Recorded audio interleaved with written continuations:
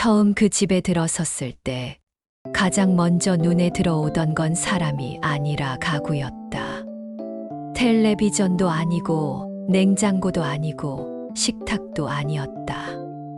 거실 한쪽에 묵직하게 자리 잡고 있던 자개장이야말로 그 집의 분위기를 제일 먼저 말해주는 물건이었다.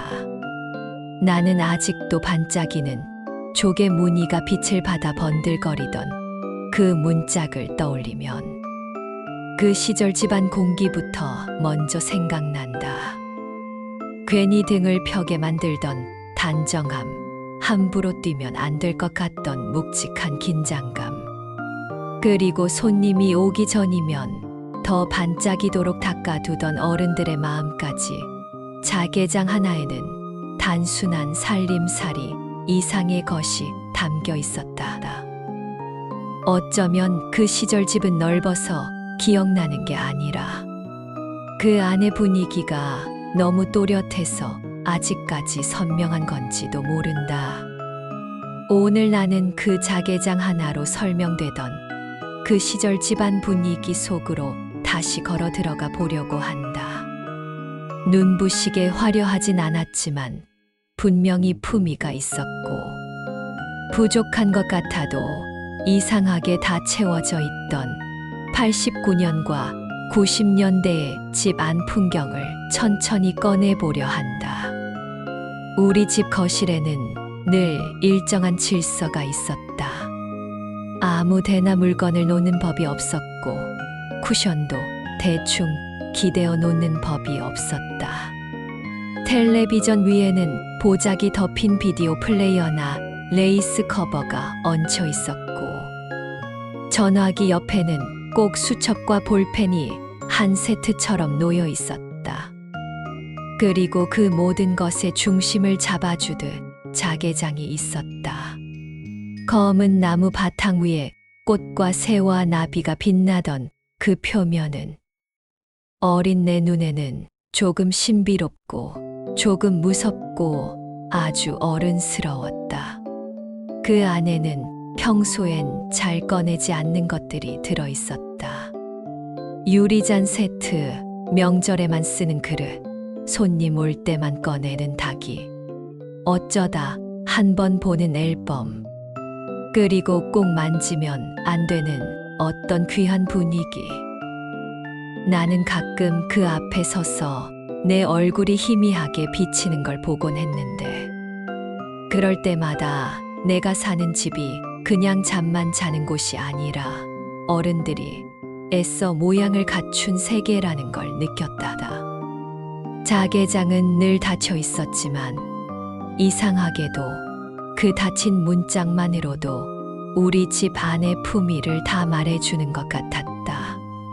그 시절엔 집마다 부유함의 크기는 달라도 집안을 단정하게 보이게 하려는 마음은 비슷했던 것 같다. 그리고 그 마음은 늘 이런 가구와 장식들 속에 고요하게 들어앉아 있었다. 그때 집 안에는 지금보다 훨씬 더 분명한 생활의 냄새가 있었다.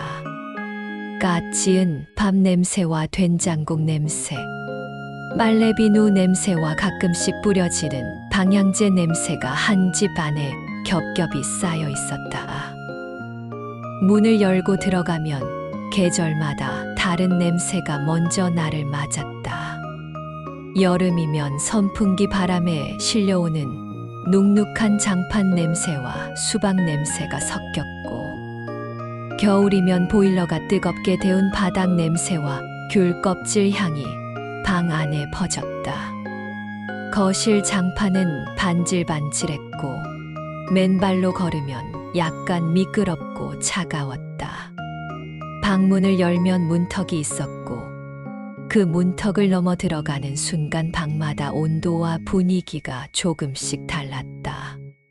안방은 늘 조용하고 정돈돼 있었고 작은 방은 책가방과 문제집과 연필깎이 냄새가 진했다.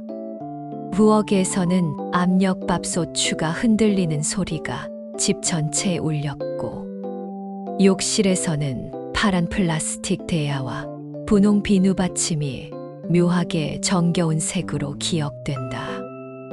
그 시절 집은 요즘처럼 미니멀하진 않았지만 이상하게 불편할 정도로 복잡하진 않았다. 필요한 것들이 알맞게 있었고 오래 쓴 물건에는 오래 쓴 만큼의 표정이 배어 있었다. 나는 지금도 어떤 낡은 아파트 복도를 지나가다 순간적으로 그 시절 냄새를 맡으면 아주 잠깐 어린 나로 돌아가는 기분이 든다. 집은 눈으로 보기 전에 코와 피부로 먼저 기억되는 곳이라는 걸 그때 처음 배웠는지도 모른다. 손님이 오는 날의 집 분위기는 평소와 전혀 달랐다. 아침부터 엄마는 분주했고 평소보다 훨씬 자주 걸레를 빨아 마루를 닦았다. 과일이 예쁘게 깎여 접시에 담기고 평소엔 잘 보지 못하던 과자 상자가 개봉되고 냉장고 안쪽 깊숙이 있던 음료수 병이 드디어 밖으로 나왔다. 나는 그럴 때마다 괜히 기분이 들떴다. 우리 집이 갑자기 조금 더 근사해지는 순간 같았기 때문이다. 자개장 안에 있던 반짝이는 유리컵이나 찻잔이 그날만큼은 밖으로 나와 식탁 위에 가지런히 놓였다. 평소에는 손대면 안 될 것 같던 귀한 것들이 손님 앞에서는 자연스럽게 제 역할을 하는 게 신기했다. 집 안은 조금 긴장했고 어른들은 괜히 평소보다 낮고 차분한 목소리로 움직였다. 거실의 소파 커버는 반듯하게 펴졌고 텔레비전 위 먼지도 사라졌고 나는 괜히 옷매무새를 고쳐 입게 됐다. 그 시절 손님 맞이는 단순한 방문 응대가 아니라 집의 얼굴을 보여주는 일이었다. 그래서 집 안 곳곳에는 가족의 생활뿐 아니라 체면과 정성과 성실함도 함께 놓여 있었다. 그 모든 중심에 자개장이 있다는 건 참 상징적이었다. 반짝이는 표면 하나로 이 집이 어떤 마음가짐으로 살아가는지 말해주는 것 같았으니까. 지금 생각하면 그건 비싼 가구라서가 아니라 가족이 스스로의 생활을 얼마나 반듯하게 지키고 싶어 했는지를 보여주는 증거였다. 주말 오전의 집은 이상하게도 평일보다 더 또렷하게 기억난다. 늦잠을 자고 싶어도 거실에서 흘러나오는 텔레비전 소리와 청소기 소리에 결국 눈을 뜨게 되던 아침. 나는 이불 속에서 잠깐 더 뭉그적거리다가 바닥의 온기를 느끼며 천천히 일어나곤 했다. 부엌에서는 국 끓는 소리가 나고 아빠는 신문을 넘기고 엄마는 빨래를 널고 나는 멍한 얼굴로 냉장고 문을 열어 찬물을 찾았다. 그 풍경은 아주 평범했는데도 지금 생각하면 그 무엇보다 안정적이었다. 집 안에는 각자의 자리가 있었다. 누가 어디에 앉는지, 어떤 시간에 무엇을 하는지, 어떤 소리가 들리면 무엇이 시작되는지 다 정해져 있었다. 거실에는 가족이 함께 있는 시간이 있었고, 방에는 각자만의 시간이 있었다. 그리고 그 사이에서 나는 혼자 놀기도 하고, 괜히 자개장 문을 손끝으로 살짝 만져보기도 했다. 표면은 차갑고 매끈했다. 빛에 따라 무늬가 달라 보이는 게 신기해서 고개를 옮겨가며 한참 들여다본 적도 많았다. 그 안에 든 건 물건이었지만 어린 나에게 그건 집의 비밀 창고처럼 느껴졌다. 어른들의 세계는 늘 닫혀 있는 장 안쪽에 있고 아이들은 그 앞에서 상상만 할 수 있다는 사실이 왠지 그 가구와 닮아 있었다. 그래서인지 나는 자개장을 떠올리면 항상 집 안의 규칙과 안정감, 그리고 설명할 수 없는 어른스러움을 함께 떠올리게 된다. 그 시절 집에는 보여주기 위한 멋보다 살아온 흔적에서 나오는 멋이 더 많았다. 벽 한쪽엔 가족 사진이 걸려 있었고, 사진관에서 정성껏 찍은 그 사진 속 모두는 평소보다 훨씬 단정한 얼굴을 하고 있었다. 장식장 위에는 결혼식 사진 액자나 기념품 같은 것이 놓여 있었고, 어딘가에는 꼭뜨개로 만든 덮개나 레이스 천이 있었다. 전화기 옆 메모지에는 급히 받아 적은 번호가 남아 있었고, 냉장고 문에는 자석과 함께 병원 명함이나 학원 시간표가 붙어 있었다. 그 모든 것들이 지금 보면 조금 투박해 보일 수 있지만, 그때는 이상하게 집답다는 느낌을 줬다. 모든 물건에는 쓰임이 있었고, 쓰임을 다하면서 동시에 집안의 분위기를 만들고 있었다. 나는 친구 집에 놀러 가도 제일 먼저 그 집 거실을 살폈다. 가구의 색, 장판 무늬, 장식장의 모양, 텔레비전 크기, 전화기 위치 같은 걸 보면 그 집 분위기가 대충 느껴졌다. 그 중에서도 자개장이 있는 집은 어쩐지 좀 더 점잖고 어른스러운 느낌이 있었다. 조용해야 할 것 같고, 괜히 예의를 차려야 할 것 같고, 손님으로서 몸가짐을 더 조심해야 할 것 같은 분위기 말이다. 아마 그건 자개장의 화려함 때문이 아니라, 그걸 선택한 어른들의 취향이 집 전체에 배어 있었기 때문일 것이다. 작지만 반듯하고 화려하지만 지나치지 않고, 귀하게 여기지만 과시하지 않는 태도. 나는 그 분위기를 아주 늦게서야 그 시절 어른들의 생활 철학 같은 것이었다고 이해하게 됐다. 아이였던 나는 집 안에서도 늘 놀거리를 찾았다. 리모컨을 쥐고 채널을 돌리다가 만화가 나오는 시간에 맞춰 바닥에 엎드렸고, 책장 구석에서 오래된 스티커북을 꺼내고 서랍 속 학종이와 편지지를 꺼내 접고 쓰고 붙이며 시간을 보냈다. 장롱 거울 앞에서는 머리핀을 바꿔 꽂아보기도 했고, 엄마 화장대 의자에 앉아 서랍 속 향기 나는 크림통을 몰래 열어보기도 했다. 그런데 집 안에서 가장 이상한 호기심을 불러일으키던 건 늘 쉽게 열 수 없는 곳들이었다. 자개장, 안방 장롱, 부엌 찬장 맨 윗칸, 베란다, 수납장 같은 곳들. 거기에는 아이들 일상과는 조금 떨어진 세계가 들어있었다. 명절용 접시, 제사용 그릇, 깨질까봐 조심해야 하는 컵, 아껴둔 선물 세트, 오래된 편지 묶음, 어른들만 아는 추억들. 나는 그런 것들을 보면서 집이 단순히 오늘 하루를 사는 공간이 아니라 시간이 쌓여가는 공간이라는 걸 어렴풋이 느꼈다. 그리고 그 중심에는 늘 어른들의 손길이 있었다. 닦고 정리하고 감추고 아끼고 꺼내는 손길. 그 손길 덕분에 집 안은 단순한 생활 공간을 넘어 하나의 분위기가 되었다. 나는 그 분위기 속에서 자랐고, 당시엔 몰랐지만 그 단정한 공기가 내 감정의 바닥에도 오래 남아있는 것 같다. 명절이나 특별한 날이 되면 집은 평소보다 훨씬 더 선명한 표정을 가졌다. 과일 상자가 들어오고 한과나 약과가 보이고, 평소엔 보이지 않던 상 위에 천이 펼쳐졌다. 부엌은 전 부치는 냄새로 가득 찼고, 거실엔 친척들의 외투와 가방이 하나둘 놓였다.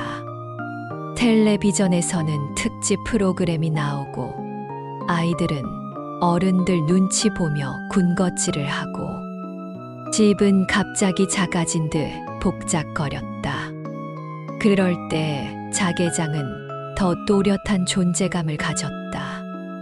닫혀 있을 때도 근사했지만 문이 열려 안쪽 그릇들과 찻잔들이 드러나면 그 집이 오랫동안 준비해 온 예의와 정성이 한 번에 보이는 것 같았다. 나는 그 풍경을 보며 집이라는 게 그냥 가족만 머무는 곳이 아니라 관계를 맞이하는 공간이기도 하다는 걸 느꼈다. 누군가를 반기고 대접하고 기억하고 함께 시간을 보내기 위한 공간. 그래서 그 시절 집은 유독 정이 많았던 것 같다.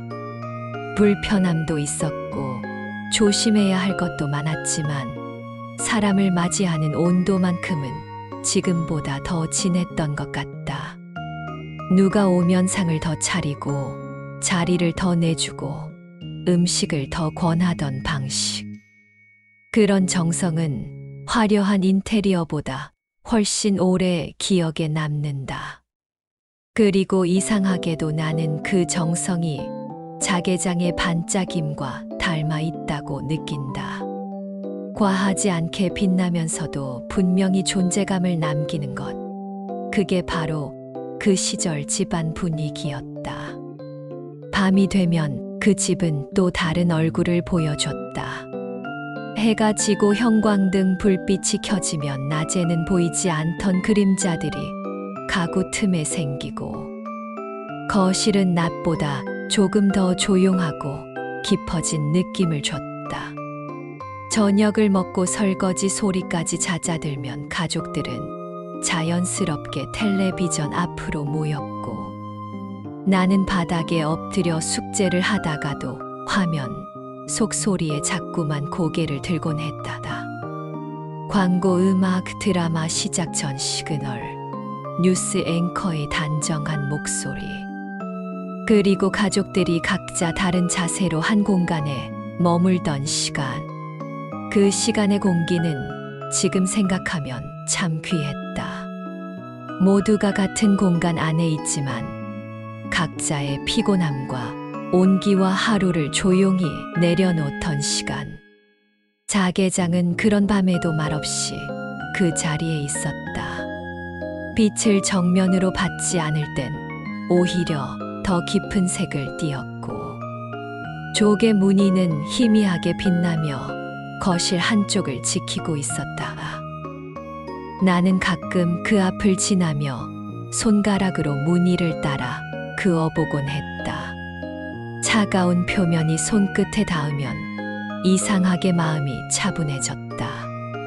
어쩌면 그 시절 집안 분위기라는 건 거창한 것이 아니라 이렇게 말없이 제자리를 지키는 것들 덕분에 생겨나는 것이었는지도 모른다.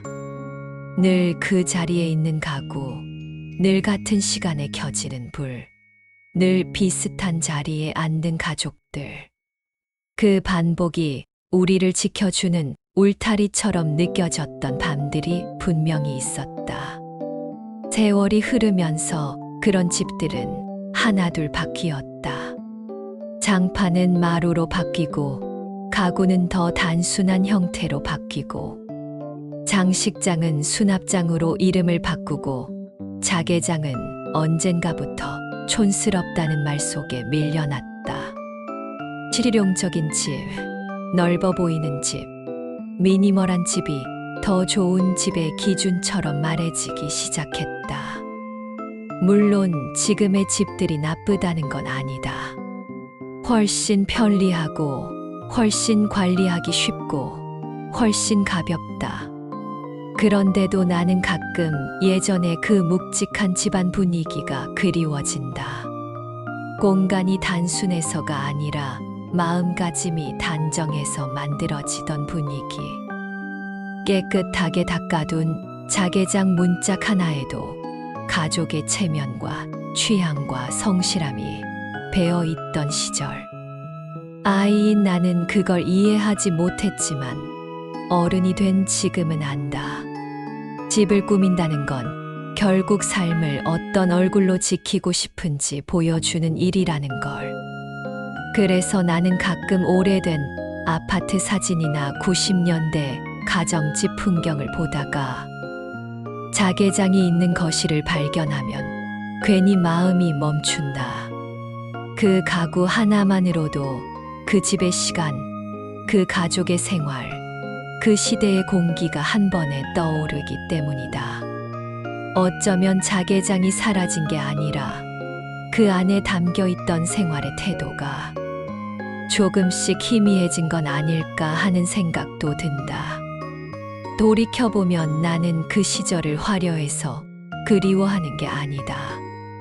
부족한 것도 있었고 불편한 것도 있었고 여름은 더웠고 겨울은 춥고 집은 지금보다 좁았고 가전은 지금보다 둔했다. 그런데도 그 집에는 분명한 분위기가 있었다. 가족이 한 공간 안에 서로의 기척을 느끼며 살던 감각. 물건 하나도 쉽게 버리지 않고 오래 쓰던 태도. 손님을 맞기 위해 집의 얼굴을 정돈하던 정성. 그리고 아이들에게는 조금 어렵고 어른들에게는 당연했던 단정한 질서. 그 모든 것을 나는 결국 자개장 하나로 기억하게 된다. 반짝이지만 요란하지 않았고 귀하지만 과시하지 않았고 집 안 한쪽에서 묵묵히 분위기를 완성하던 그 존재. 그래서 누군가 내게 그 시절 집안 분위기를 한 장면으로 설명해 보라고 하면 나는 망설임 없이 말할 것 같다. 햇빛이 비스듬히 드는 오후 거실, 반질반질한 장판 위를 맨발로 지나가던 나, 텔레비전 옆에 놓인 전화기, 부엌에서 들려오던 그릇 부딪히는 소리, 그리고 그 모든 풍경을 조용히 품고 서 있던 자개장 하나. 그게 바로 내가 기억하는 그 시절의 집이고 그 시절의 마음이고 아직도 사라지지 않은 내 안의 오래된 풍경이다. 나는 이제야 안다. 집은 크기로 기억되지 않고 분위기로 기억된다는 걸. 그리고 분위기는 값비싼 물건이 아니라 그 안에 사는 사람들의 태도로 만들어진다는 걸. 자개장 하나로 설명되던 그 시절 집안에는 단정함과 체면과 정성과 온기와 그리움이 함께 들어 있었다. 그래서 지금 아무리 세련된 집을 많이 봐도 내 마음 한편은 자꾸만 그 묵직하고 반짝이던 거실로 돌아간다. 어쩌면 우리가 그리워하는 건 오래된 가구가 아니라 그 가구를 닦고 아끼고 바라보며 살아가던 사람들의 마음일지도 모른다. 그리고 그 마음이 있었기에 그 시절의 집은 단순한 공간이 아니라 한 가족의 품격이자 추억이 될 수 있었다. 세월이 지나 많은 것이 바뀌어도 내 기억 속 그 자개장은 아직도 같은 자리에 서 있다. 말없이 빛나면서도 모든 것을 설명하듯 그 시절 집안 분위기의 전부를 품은 채로. 그래서 오늘도 나는 확신한다. 자개장 하나로 설명되는 그 시절 집안 분위기는 단지 과거의 인테리어가 아니라 우리가 잃어버린 생활의 온도 그 자체였다고.